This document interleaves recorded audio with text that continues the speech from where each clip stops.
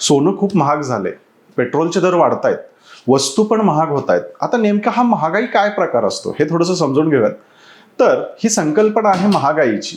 महागाईचा अर्थ असतो की अर्थव्यवस्थेमध्ये जर वस्तूंच्या सर्वसाधारण किंमत पातळीमध्ये वाढ होत जात असेल तर या वाढणाऱ्या किंमत पातळीला आपण महागाईच्या नावाने तिथं ओळखतो. म्हणजे काय, सोप्या भाषेमध्ये आजची वस्तू उद्या महाग होतीये, कालची वस्तू आज महाग झालेली आहे. आता या महागाईचा फटका काय बसतो, तर वस्तू महाग झाल्यामुळे लोकांच्या बाजूने येणारी मागणी कमी होते आणि अर्थव्यवस्थेमध्ये मंदी दिसायला सुरुवात होते.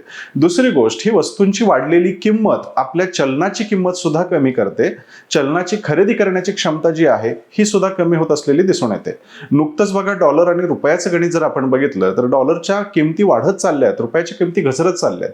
का तर अर्थव्यवस्थेमध्ये हा महागाईचा प्रकार आपल्याला दिसून येतो. या महागाईवर काम करण्याचं काम रिझर्व्ह बँक ऑफ इंडियाकडे आहे. रिझर्व्ह बँक त्यांच्या मौद्रिक धोरणाच्या माध्यमातून महागाईला कंट्रोलमध्ये ठेवण्याचं काम तिथं करत असते. अर्थशास्त्राच्या अशाच इंटरेस्टिंग माहितीसाठी आजच ज्ञानदीप अकॅडमीचं YouTube चॅनल फॉलो करा. धन्यवाद.